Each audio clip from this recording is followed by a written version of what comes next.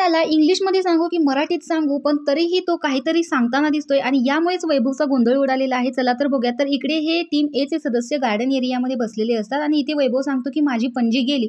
पणजीला काय म्हणतात रे, असं तो घनश्यामला विचारत असतो. त्यावरती इरिना काहीतरी सांगते आणि तो म्हणतो की हा ठीक आहे, माझी पणजी गेलेली म्हणजे माझ्या आजीची मम्मी.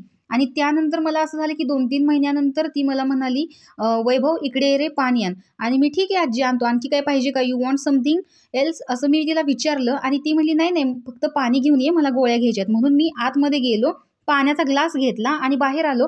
तर नंतर मला आठवलं की अरे पणजीच नाहीये, ती तर एक्सपायर झाली आहे.